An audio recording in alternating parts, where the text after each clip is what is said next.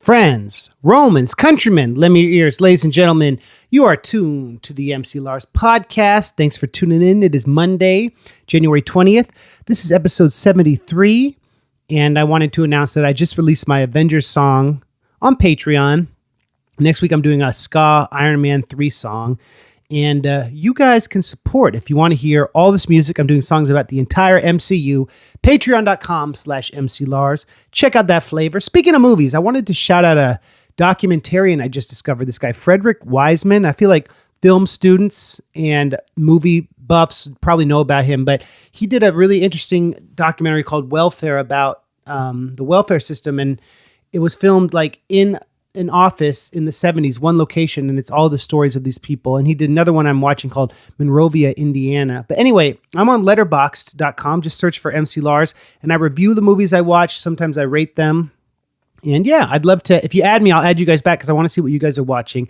And of course, I reviewed all the Marvel's Cinematic Universe movies. I gave them ratings. I didn't write for all of them, but sometimes I'll write like a little bit about the movies I watch. So check that out. This week's episode is brought to you by the Patreon Larsens. Shout out to the old ones, Nayland, MPW, and James. Shout out to the new ones, Noam Chomsky, BT, and Chris Cam. Y'all keep this process going. You keep me going. Thank you very much. I'm going on tour with Schaefer the Dark Lord and the Double Clicks.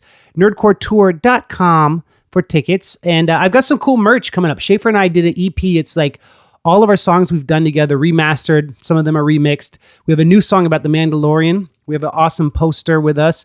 I've got some enamel pins. I've got a new shirt with the Baby Yoda MC Lars version.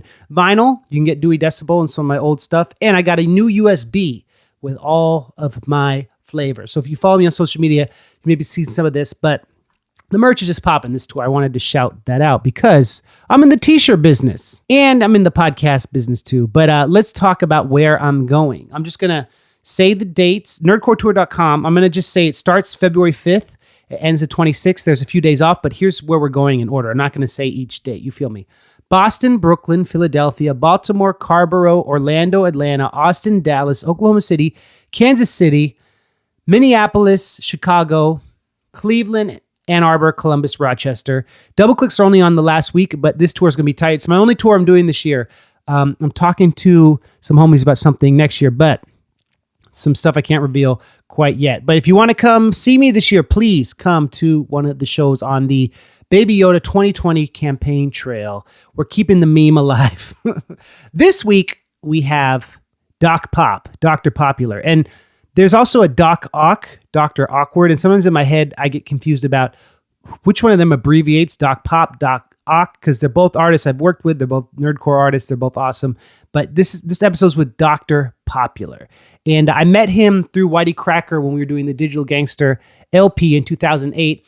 And he lives in San Francisco, and I was living there at the time. And we'd go to the studio, and he did some of the beats for that record. He has a verse on the 9/11 Giuliani song. Which is kind of controversial, but classic. He's a musician. He's a famous yo-yoist. He's a game designer. His day job is that he works at WordPress, and they have a magazine that comes out, and he helps design it. And so that's kind of cool. He's like in the marketing division at WordPress. He recorded this on his computer mic in a conference room, so it's kind of echoey. Usually I like to try to do my interviews face-to-face, so there's a lot of reverb, but you can hear him. And what did I want to say? Oh, yeah. On this interview, we talk about the composition of chiptune as a genre, and I learned something interesting, that when you have a bunch of instruments together, a song can get overclocked, meaning it slows down like a drummer who's tired. And that's kind of cool that like chip music has this fungible, non-fixed tempo. He talks about that, and he talks about KnifeTank, his new Kickstarter card-throwing game that met its goal. He says he's going for 1,000 supporters, so check that out. But when we hear one of his songs. So this is my interview with San Francisco's Dr. Popular right here on the MC Lars podcast.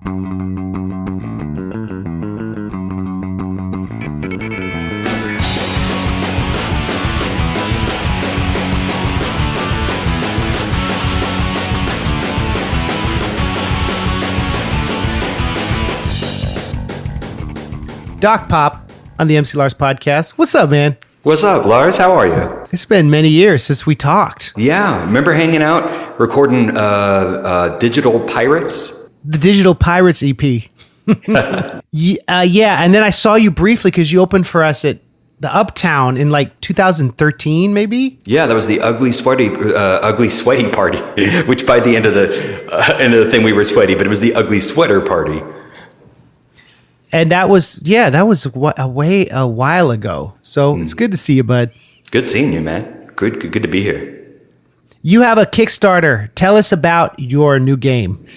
So I have been making video games for about 10 years, and about 3 or 4 years ago, I was like, man, making video games is too time consuming. It takes too long. I'm going to make a board game. I bet you I can make a board game in like a month. And I kind of did. I ended up making like 4 or 5 board games, but I never got them shipped. And I am finally at that final percent ready to ship. January 14th, I have my very first board game, card game going live. It's called KnifeTank, The Shuffling. And the game is about you are a tank with a knife on it. And I really don't feel like I need to say much more to sell it. You're a tank with a knife on it. That's tight. And it's a card game. It's a card game. So it's sort of similar to like Warhammer, where you've got a tank and your opponent's got a tank, but instead of using rulers and dice, it's all done with cards. But it actually is a tank printed on a card that you move from your side of the table across, like slowly, turn by turn, to your opponent's side. Or if you get close to your opponent, then you stab them to death. I think this exists in a world with like gravity that's too heavy for bullets, so that's why tanks have knives. That's my it's my explanation. Like if you fire a bullet, it just falls on the ground in front of you. So like this is in a heavy gravity area where tanks come within feet of each other and stab at each other. But yeah, it takes place on a tabletop, and it actually just turns your tabletop into sort of a war game, strategy game. So you've already made it. You're just the Kickstarters to pay for the shipping of it and the manufacturing, or? Yeah, Kickstarters for the manufacturing. I need to do 1,000 units as the minimum quantity, and I don't want to sell 300 units and like break even and be stuck with 700. So like I'm trying to sell 1,000 copies of this game at the very least. And that is just manufacturing and fulfillment, shipping and stuff like that. And that'll make it all worthwhile. And if I don't sell 1,000, if I only sell 500, then maybe I'll relaunch the campaign again.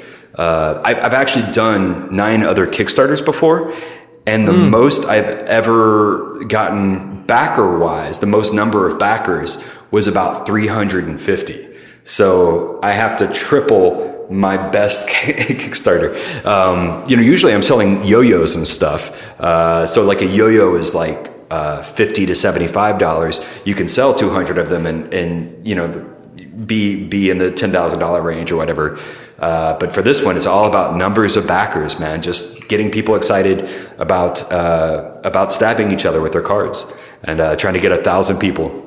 How do you get the Kickstarter platform to feature you? That's a good question. Like they look at everything that goes through because they have to approve it, and sometimes they'll just be like, "This is a dope project. I'm really into it," and they'll feature it. It's still a pretty. It's sort of like Apple. It's like a very secretive process what they're going to feature. Apple never tells you if they're going to feature your app. You just get surprised like everyone else, and you'd be like, "Oh, holy crap, we're on the front page." Kickstarter won't tell me. They won't communicate or anything like that.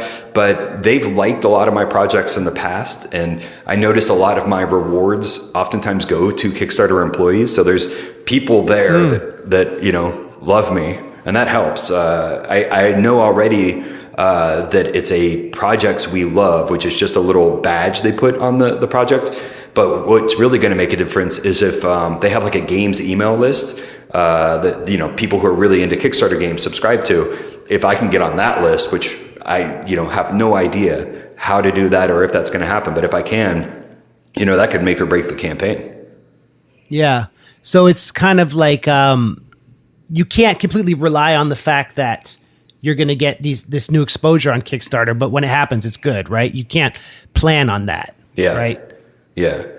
What usually tends to be the best thing for me since we're talking like Kickstarter tips and stuff, like sometimes you'll get featured on like Boing Boing, and that does okay. Sometimes, or some other sort of, Laughing Squid or CNET or Petapixel. Sometimes you'll get featured and you'll get maybe 100 clicks, and of those you'll get maybe 10 people, 1 in 10 who actually support the thing. And sometimes you'll get featured on Kickstarter's like front page or whatever, and that could be good. That could get you maybe 50 to 100 backers. But oftentimes it's really about those core people. I've got an email list of people who are excited about the game already, people who've backed my projects in the past, or people who have just played this at a playtesting event or something. Those people are hopefully going to give me a good head start. So I have 100 or 200 people on the very first day, and then the friends of usually get notified. So I get notified. I think when you back things on Kickstarter, I see them, and I'm often like, oh, Lars backed this. It must be cool. I'm going to check it out. And that actually is the best traffic driver for me, is that like the friends who backed this email usually sends me the most traffic, which is really cool, because it's sort of saying that in this world, there's all these authorities out there, but the only authority we really listen to is our friends, our friends and families who we trust. You were born where? I was born in Middle Tennessee, an hour south of Nashville. I was going as Brian Roberts at the time, and I didn't actually start using the name Doc Pop until I moved away from Tennessee, because there weren't any other Brians growing up. And then when I went to St. Louis, man, like I didn't know this, but Brian is like a regional name in St. Louis or something in the Midwest. And people are just constantly saying, hey, Brian, how's it going? And they weren't talking to me, and I was super lonely. My business was doing terrible. I had no friends, and people were constantly saying my name, and then it wasn't me. So that's when I started going by Doc. When did you come out to San Francisco? About 15 years ago. So between Nashville, Tennessee, or, kind of small town Tennessee, and now what happened is on my 21st birthday, I tried getting signed to K Records in Olympia, Washington. So I had this correspondence with them, and I showed up on my 21st birthday just thinking if I just appeared, they would just be like, oh, the deal is done. Let's sign this guy. And that was kind of a bust, but it was a great trip. And I picked up a yo-yo on that trip in Seattle. Like as I was just passing through, I stopped by the Space Needle, picked up a yo-yo because it was a little cheaper than the Snow Globe, and I needed a little, trinket, and yo-yoed the whole week I was on Olympia. And when I came back to Nashville, Tennessee, there was a guy opening a yo-yo store that day, and he needed an employee, and I was like a week better than most other people. So like because I got into yo-yoing, I became this, manager and then a regional manager for this yo-yo store. I started traveling around opening yo-yo stores and running yo-yo contests. And then I became a pro, and I lived in Chattanooga and Virginia and St. Louis and San Diego and Minneapolis. And it was all moving around because of yo-yoing. The reason I'm in San Francisco is even there was a yo-yo show in the Mission. And I came out here, did this thing called the Monsters of Yo, and had the best night of my life, and just never caught my flight home. So all of the travel I've done in the past like 20 years has been because of yo-yoing. If I didn't get a yo-yo on that trip to Seattle, I guarantee you I would still be in Chattanooga or Nashville or something.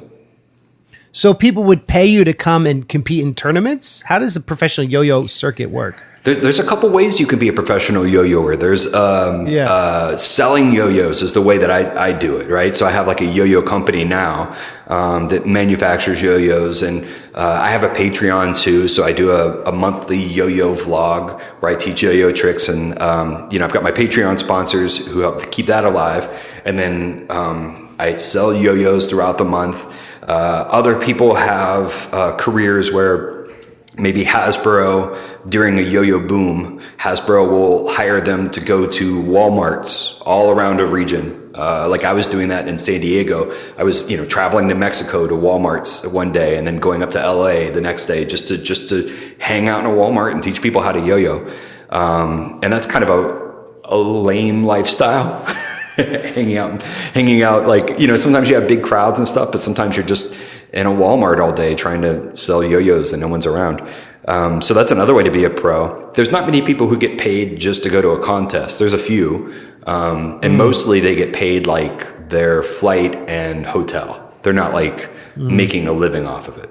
The people who are making livings either have yo-yo shops where they're selling yo-yos, or they work for a company, seasonally doing demo work. That's tight. So we met through YTCracker, right? Is that how probably. we linked? And how did you and him link? Just through nerdcore. I mean, it was I had an album called Me Geek Pretty one day that came out about 15 years ago, and that was just sort of the height of the early wave of nerdcore. There was 2 documentaries at the time, and there was the Rhyme Torrents forum, and I was making beats, and I don't know if I made beats for Whitey or what, but we just knew each other because it was a small scene where everybody seemed to know each other. And I think the first time we might have met might have been when you came to record at the Rondo Brothers, but I'm not sure. Probably, right? So you hadn't met YTCracker in real life before that, or had you? It's quite possible that I had not met him. There was a few things, like, there was a bunch of rappers that like were asked to come to CES and be at a booth or whatever. So like I might have done one of those things with him, but I kind of feel like there was the 2 tiers. There was Frontalot and MC Chris and YTCracker who were, going to CES to be on some sort of big stage. And then there was a whole bunch of us internet rappers that were just getting featured at a booth, like people were giving out T-shirts and stuff next to us, and we're rapping to promote some Sony hardware or something. And you were one of the first people that I heard of who was doing the chiptune stuff and using your Game Boy as an instrument. That was like, you're definitely a pioneer in that realm, right? Would you agree? I would say that in chiptune, I am one of the few artists that's doing like vocals in chiptune. And in that sense, I think there's not many other people out there that sound like what I'm doing. There was a sort of, when people say chiptune music, the definition is just using hardware that wasn't intended to make music, using it musically. And that's usually going to be old video game hardware. But I mean, you could make chiptunes on pocket calculators or whatever, right? And it usually involves a certain sound, like square wavy retro sound. But when you think of chiptune music, you almost always think of like Anamanaguchi or Bit Shifter, anthemic dance music, instrumental and very high energy, kind of jazzy sometimes.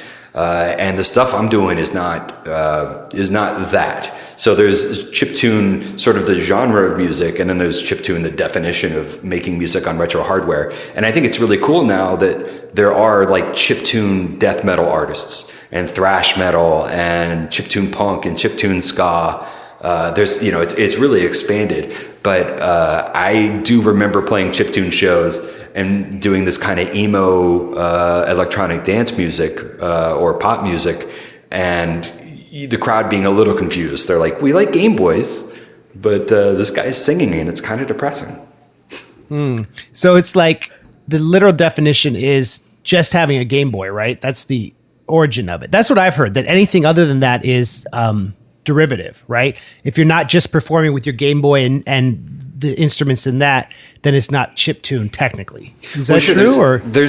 There's pure chip enthusiasts who, a lot of people create chiptunes using emulators, and not even video game emulators, but like using Reason or Audacity. There's plugins now that make you sound like chiptune. Right. So there's like fake bit is what they call that. And I don't really have any say in that, like in terms of, if I like the music, I like it, and if I don't, I don't. But it is kind of interesting. Sometimes I wonder if I would be interested in an artist if they weren't really standing up there playing with a Game Boy or whatever. Like, I wasn't listening to electronic music before this. I was listening to punk and rock. And, you know, I go and see stuff that's straight up 4 on the floor dance beat, and I like it and I have fun. But every now and then I'm like, am I here because this is a Game Boy and it's kind of novel, or am I here because I like the music? But as far as if people are using real beats or not, or real instruments or not, that has been kind of a thing in the past, and now it's not quite as big a deal. It's like with rap, the switch from back in the day, it was kind of unorthodox to use anything but turntables, right? And the definition of that has expanded as the aesthetic grows. And now chiptune, I remember one of the first mainstream moments for me was Beck's 2004 record had all those remixes that were like chip based, and that was tight. Ghetto Chip Malfunction. That was hell yeah.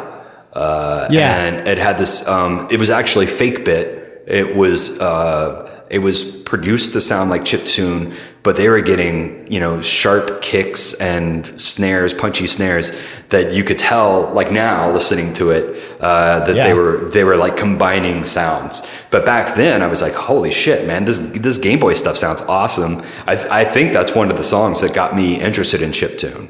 That really made me want to try it, was because, you know, I loved Beck, and then I heard this, you know, Beck chiptune remix, and I was like, I want to do that. That's what's up. And so you're always inspiring me, Doc Pop, because you don't just do one thing. You do music, you do games, you do yo-yos. You do what are the two? Music and games. I eat and I sleep. That's my two modes. Right. And when you're not eating or sleeping, you're creating lots of things. And so my question is, San Francisco, so being from the Bay Area, to me, it always has been this place of like digital mavericks and disruptors and creative people and counterculture. And now when I go back, it feels, I wonder if, as a creative person yourself living in San Francisco, do you feel like it's a struggle to be able to afford to live there? Or do you feel like the creativity of the technology and the fusion of all the cultures makes it so it's like being there for so long, you would never leave, right? Do you get my question? Like, has it changed? Has it squeezed out the creative people that were there when you first got there? Well, the first thing I'd say is just in general, I believe you can never go back home. Like when you've traveled and you come back, just everything, no matter what, it just never quite feels the same. So I can see if I traveled and came back, I would be like, yo, this feels different. So, and I just in general feel that, you know, after you moved away, it's kind of hard to see things in the same light. But that being said, it's hella expensive to live out here. Any of the artists I know, and I know tons of artists, there's still tons of creative people out here, but you know, they all have day jobs. I have a day job.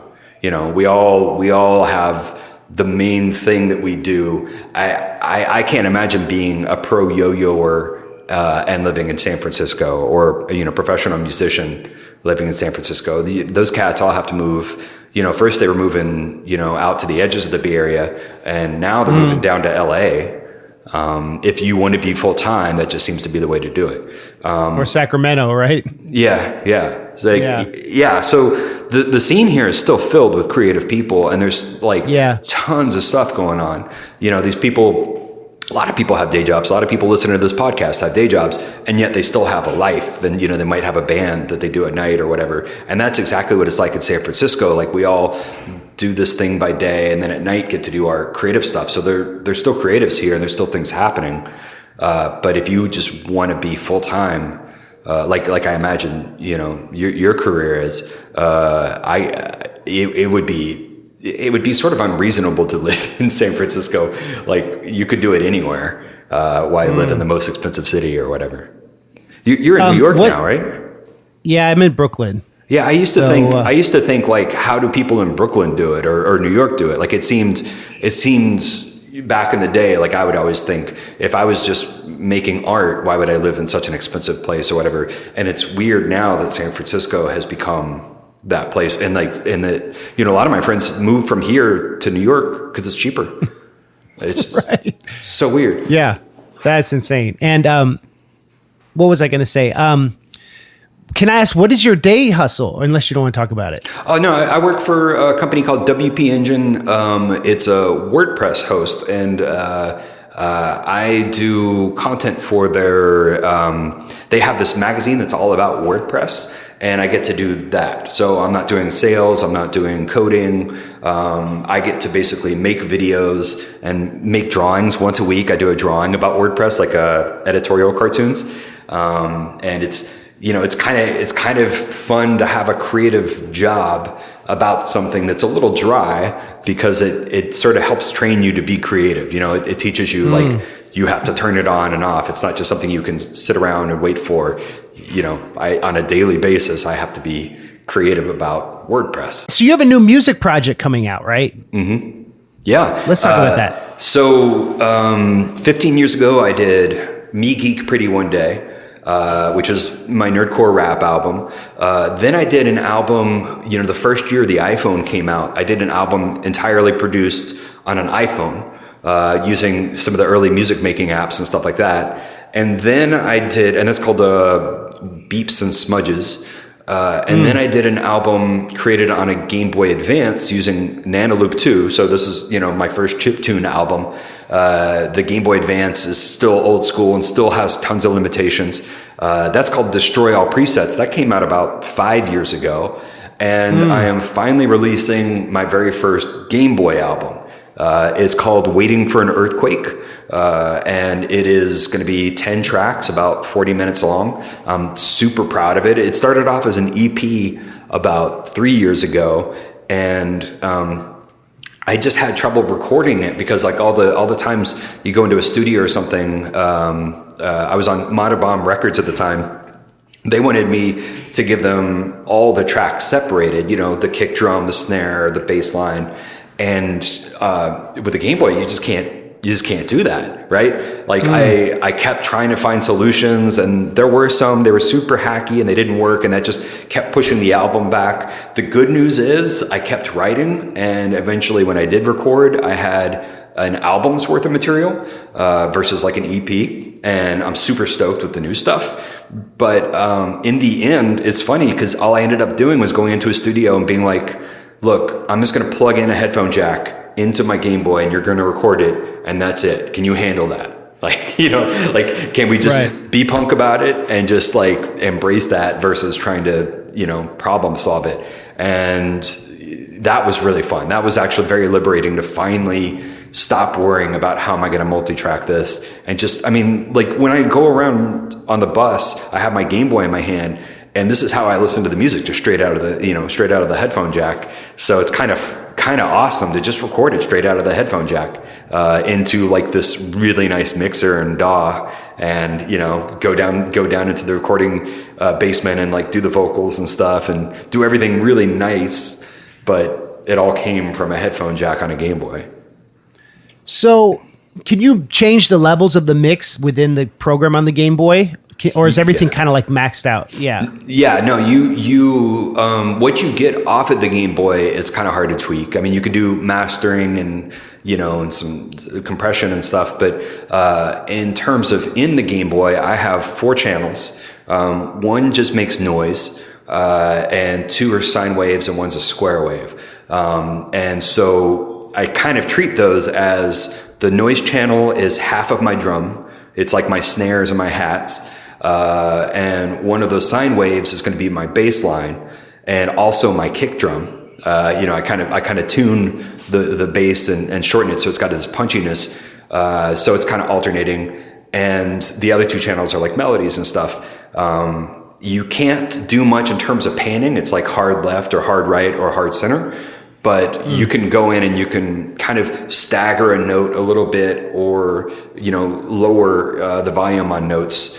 So like if I was going to do side chaining where I want everything to duck down when the kick drum hits, I would literally go in and just move all of my other instruments just a fraction of a second later. So it sounds side chained. So it's like, thump, you had that little pause or whatever. And so I'm manually doing that. Or you would go in and, duck that first second of audio and then bring it back up. But but usually we would just kind of bump, like just delay the sounds to get the same effects that people do in mastering software.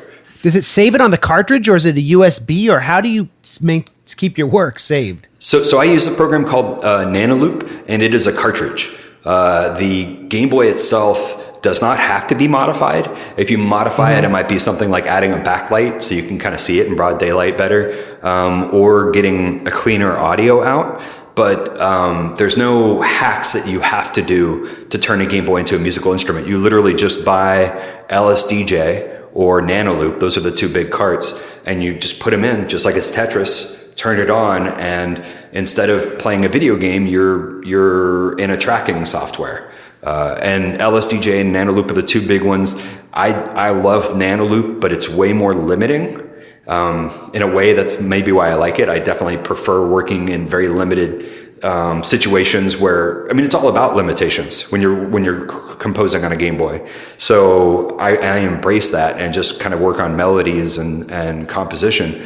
But the LSDJ cats, they go in there and they're actually altering sound waves and stuff, creating, dubstep or whatever. They're like really tweaking stuff and really understanding audio in a way that I don't do.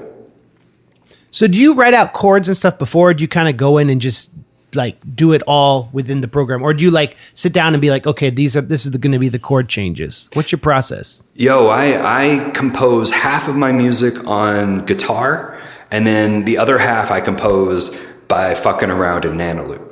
And those, like the guitar stuff I really like because it's really melody driven. If it worked on guitar and I was singing on top of it, it's very fun to take it into a Game Boy and you've got that solid groundwork, and then everything else is just candy. Everything is just like, oh, these sweet Game Boy sounds just make it sound even better. But every now and then you're just messing around in the Game Boy and you get this weird sounds. You just kind of intentionally break it, or you create this kind of electronic music that you couldn't go back and play on Game Boy or on guitar. It only exists because of that. And I kind of like both of those songs equally. Sometimes I think everything sounds better if you actually compose it, on piano or whatever, and then bring it into a Game Boy. That's kind of a purist songwriting kind of philosophy. And then other times I'm like, nah, screw this. Like my favorite song on this album all started because I heard some weird sound and I built a song around it. How big are the files? Like one song would be what, like 5 kilobytes or something, like the actual... Probably, like yeah. So the songs live on the cart. I don't, I never bring them onto my computer to look at like what size they are. LSDJ gives you a little bit more flexibility with that. But yeah, I mean, it's kind of like a scary thing is some of these songs don't have backups on them, and these carts are not super reliable. So like, right. I don't like doing live shows anymore with my Game Boy stuff.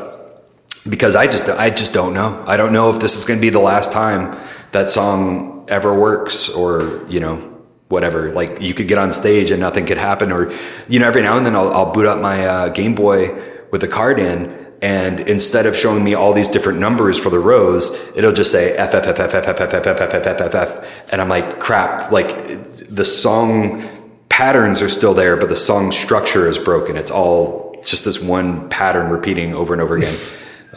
So sometimes like literally I'm taking, photos with my camera, photos of the screen, or I'll have two Game Boys side by side and I'll literally manually just look at the screen and then recreate that on my other one.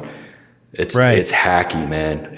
It's like pointillism, right? And that you're doing these tiny little dots that create this big picture, and it's very technical and methodical. And it sounds like as an artist / engineer / programmer, that appeals to you. Oh yeah. I mean, also one of the most appealing things for me is something I can't fully give to my fans, which is the experience of listening to something on hardware. The experience of batteries draining or whatever. One cool thing, because of the way we recorded this album versus the way we recorded my last chiptune album, which was MIDI clock, to a sync and multi-tracked and stuff. This one, when there's less instruments, the music is actually a little faster, and when there's more instruments, the tempo slows down a little bit. It's actually sort of similar to like a live drummer or like a live band, right? My producer very quickly gave up on the idea of like what's the BPM for this track? Because it didn't matter. It would just sway, right. And you couldn't hear it, you couldn't tell. But like so the point I'm getting at is like, I wish that there was a way for me to have this album available with my vocals or not, as a hardware device that people held on to, because that's pretty dope. I mean, the experience of just listening to this album over the last 4 years as I was writing it and just enjoying it on my Game Boy, and every now and then being like, oh wait, let me fix that note. That was super fun. So you said you have 10 songs for it? Is that what you said? Yeah, I have 11, and one of them is a cover of All Apologies, and I can't tell if I love it or hate it. That's kind of cool. So like that's right cool. Now I am like, I'm saying it's 10 songs, and maybe surprise, it's 11. But yeah, I cannot figure out, my voice is just a little flat on it, and you're covering this rad song, and I'm just making a chiptune. I don't know if I'm adding to it. Sometimes I love it. When you when you record it, you record the Game Boy is like a 2-track into the DAW, right? And then your voice and everything else is on top of that. Yeah. So you could go and do you try to do it live, or do you go back and like meticulously try to nail each vocal part? Do you know what I'm saying? Like, do you give yourself only one shot to do it, or do you let yourself comp the vocals? A combination. I'm trying to embrace the rawness, but in San Francisco, we don't have a lot of garages to have garage bands and stuff. Like, I'm quietly singing in a 1-bedroom apartment, and my wife lives with me or whatever. So like, I am way out of practice for singing. So I was more than happy to do multiple takes in the end. I started off with this idea that it's just going to be as raw as the Game Boy. And there are tracks in there that are like choral harmonies and stuff, like really like deep harmonies. And, once I embraced that aspect of it, I was kind of like, I'm feeling this huge harmonies here. Do you have a release date for the album or not yet? So waiting for an earthquake. I am thinking March.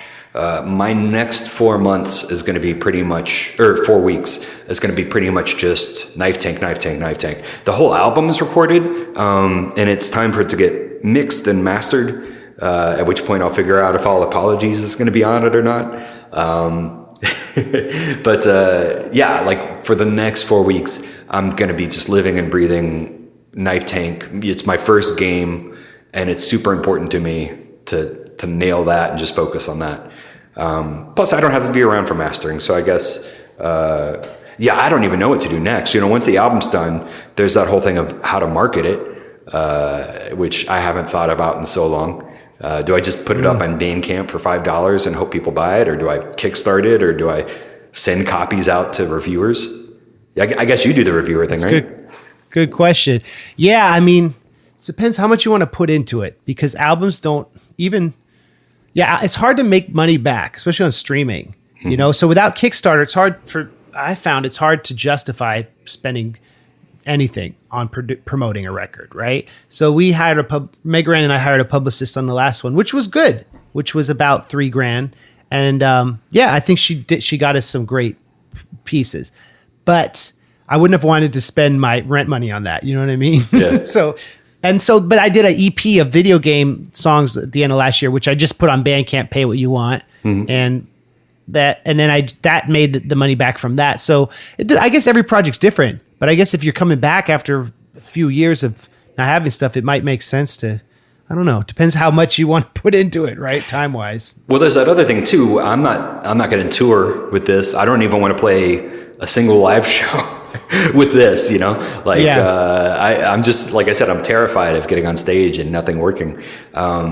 So that makes the news cycle a little harder, because it just means you have that one launch date and then it's done, where people who tour can constantly promote their album. Or if I was splitting this up into singles, there'd be constant like, yo, it's another one, and I can keep that hype going. But here it's just one thing and then it's done. I mean, I think Duck Pop, something that I learned that was great from the last record.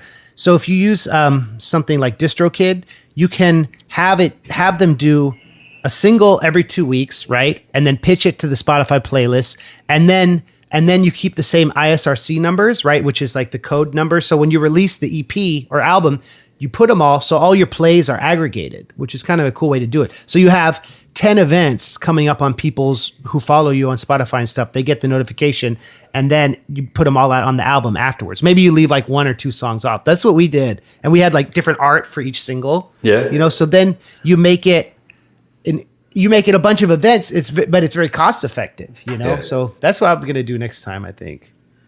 Yeah.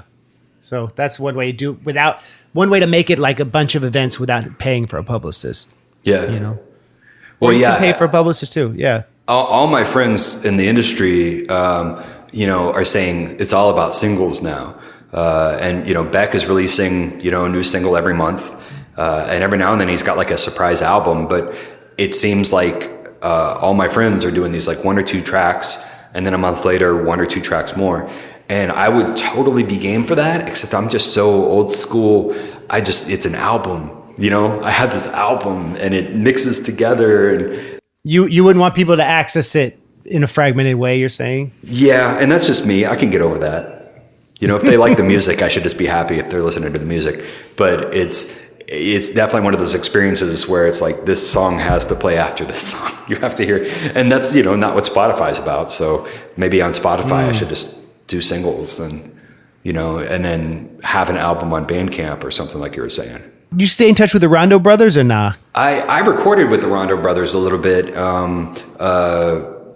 Brandon and I did, we tried recording Music to Work To. I wanted to create this like 15-minute long instrumental track as part of like kind of a concept album or a series of things that was just literally like music to work to. And, I've seen some people do stuff like that, but nothing quite like the 15 to 20, minute long song.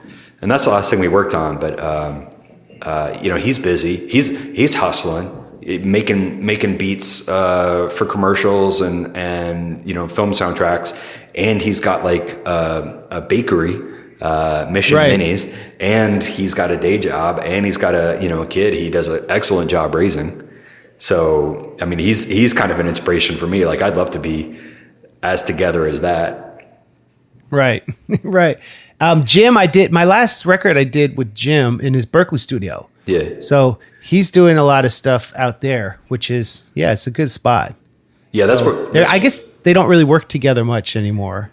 Yeah, not much. Like we recorded in Jim's studio, and it was very much like, oh, hey Jim, we're gonna go upstairs and do that thing. And I don't know how often Brandon goes there. I think he does most of his compositions just at home, but he doesn't have that recording studio at his home anymore.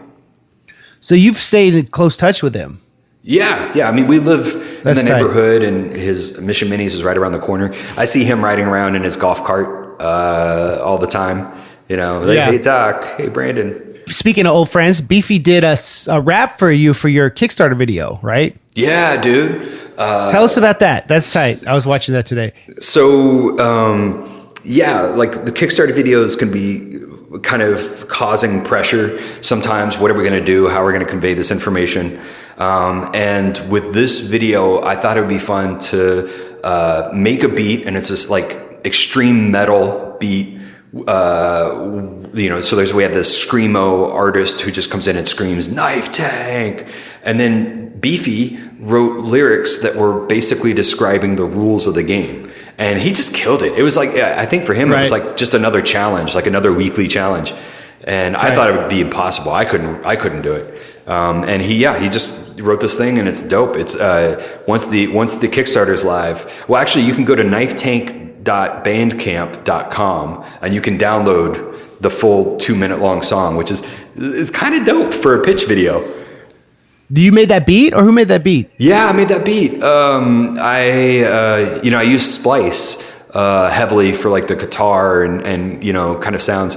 It was my first time writing extreme metal. It's not heavy metal, but metal. First time writing with that stuff, and I used a lot of guitar samples, added bass lines, and then it's hard to describe, but it sounds dope. It's definitely rap rock, and I know that's got connotations or whatever, good or bad, but it's on the good side, I think, of rap rock. Well, I think that late 90s, especially in the past few years, have had this resurgence, right? Yeah. Like that aesthetic is so, yeah, I was like, oh, this is good beat. I didn't know you made it. I'm impressed. Yeah. Good thanks. job, Duck Pop. Yeah. Okay, so we're going to play a song. We're going to play this. You sent me the demo for it. This is from, it's called Waiting for the Earthquake. Waiting for an earthquake. It's just about like whenever there's an earthquake in town, sometimes I feel superstitiously like, oh, thank God the earth has let off some pressure, you know? So if there hasn't been an earthquake for like 6 months, you're like, oh, this is going to be big when it happens. So when we're having just a bunch of little tiny earthquakes, it actually puts me at ease. And that's the name of the song is kind of inspired by that. That's tight. As opposed to the one big earthquake that allegedly won't be so good for California one day, maybe. Right. And it's total superstitious. It's total BS, but it's my mind, you know, can't help but to think, oh, thank God I survived that earthquake. You know, the next one won't be bad. And so this, obviously the metaphor of this is the earthquake. You're letting off this creative pressure. This thing you've been incubating is finally coming out, right? Do you think, is that like a purposeful metaphor or am I reading into it? You're maybe reading into it. I like it. It works for the album.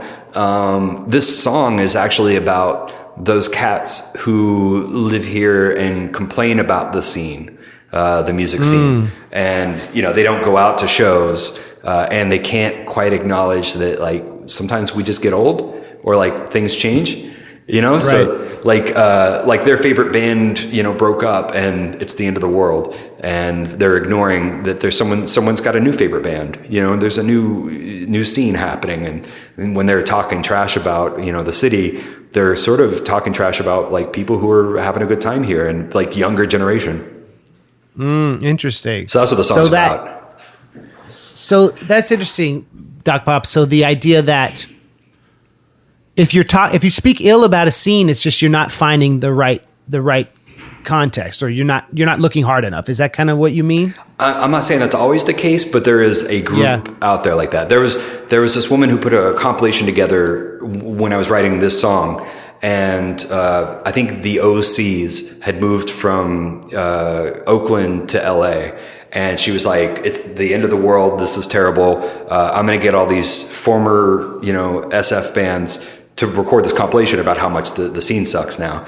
And meanwhile, we're doing shows at DNA Lounge once a month, and the scene is just getting bigger and bigger and bigger. It was me dealing with my frustration of hearing someone say, you know, art sucks in the city, when I'm like, I kind of like it right now. Like, it's kind of dope. Right. And I think, you know, if you ever hear me say art sucks in the city, it's probably just because I don't want to go out anymore. You know, I'm probably just getting too old for it. You're on the internet a lot. Let's plug your sites and let's plug the Kickstarter and we'll play the jam. The Kickstarter, just go to KnifeTank.com. That's knife and then tank.com. And I am Doc Pop on Instagram, Twitter, docpop.org. So docpop.bandcamp. So DOCPOP. That's what's up. Succinct. Yeah. I'm glad we could talk, man. This is tight. Yeah. Cheers, man. And okay, so we're going to play the song and encourage you all to back the Kickstarter. So today is January 20th when people are hearing it. So the Kickstarter will have already launched. So you're doing it for a month or how long? I'm thinking about doing it for like 2 weeks. 2 weeks. So it will be midway, right? Yeah.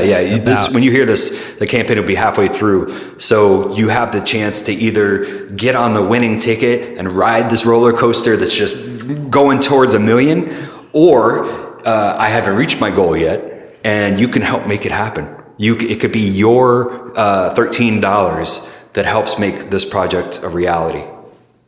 So either way, you're a winner if you back this flavor. Yeah, there's no losing in this. If you don't like my project, you're just old. The last thing I want to say is you're one of those people I feel like will be forever inquisitive and curious about life and childlike at heart in a good way. That's something I like about you, Doc Pop. I don't think you'll ever get bored in life. I hope. Do you agree? I hope not. I do not tend to get bored. Anxious, but not bored. And like I was saying about Brandon, I think you're one of those dudes that's taken the ability to focus on something, like laser focus on something that I don't have for the most part. And, you know, pick that hobby and like really do it, because you do zines and stuff too, you do all sorts of stuff, but you found a way to really be you professionally, which is kind of a dream. Thanks, Doc Pop. Well, this is the new Doc Pop song. We'll keep you posted on the album Back the Game. Check it out. Thanks, bro. See ya.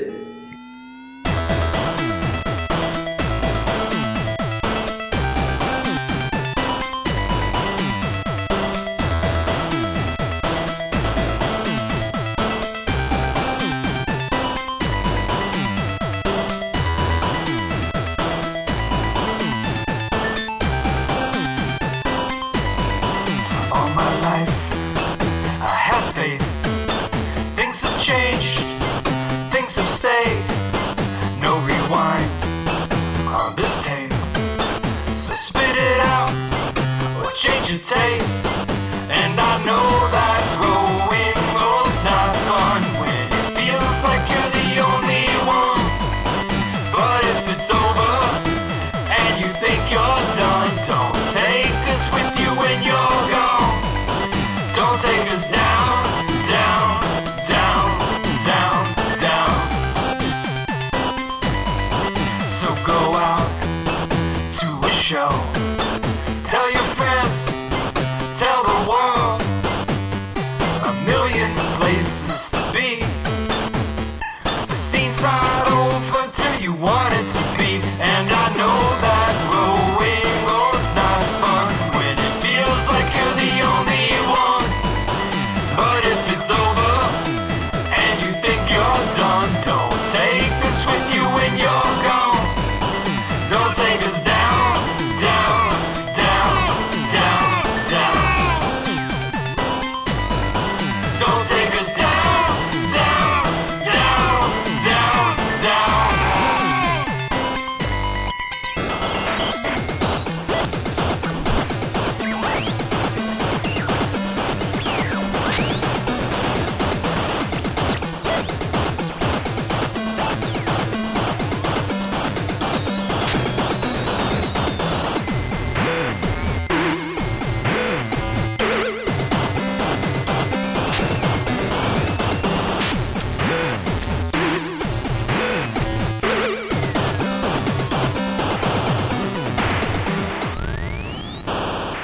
Oh, shoot. Great song. Thanks, Doc Pop. That was tight. This week, it's time for the MC Lars Patreon Larson of the week. We got my friend Tim Thompson, who's actually a former guest on the podcast, who calls in and shares some funny memories. Hey, Andrew. It's Tim, leaving you a message. I was going to mention something about your obsession with cows in the 4th grade, but I mean, I really feel like that's not really a story. That was just part of your identity back then. So I don't really know much of what I'd talk about in regards to that. But I thought about a story involving you and I. It was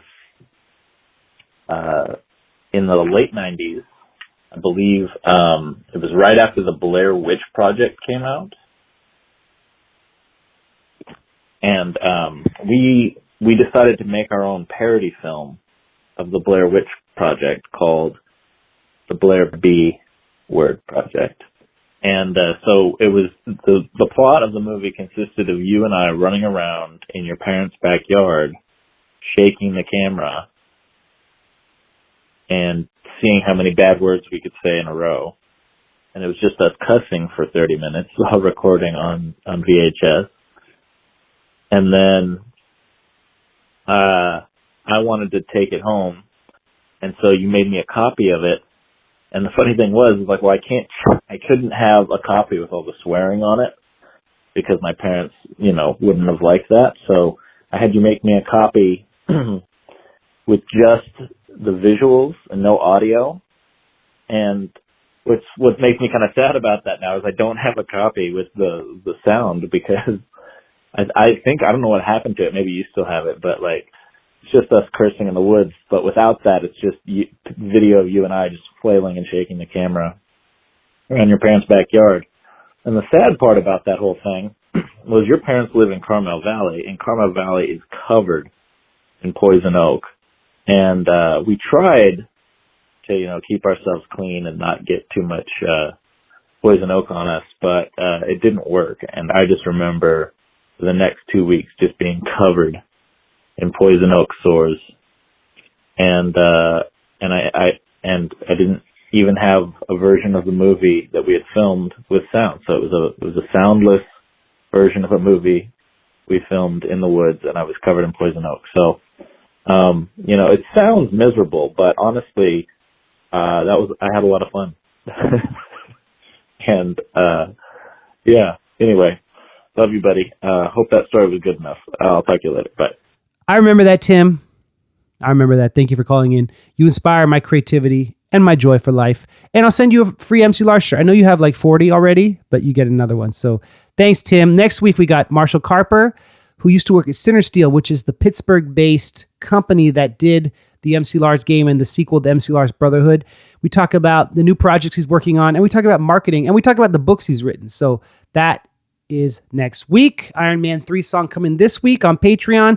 Thank you all for your support. Hope you're all having a good New Year. Happy Martin Luther King Jr. Day. Let's remember him by thinking about how we've made a lot of progress, but we got a long way to go. So that's all I'm going to say about that right now. Next week, tune in. See you guys soon. Thanks for listening. Thanks, Dr. Popular. Peace.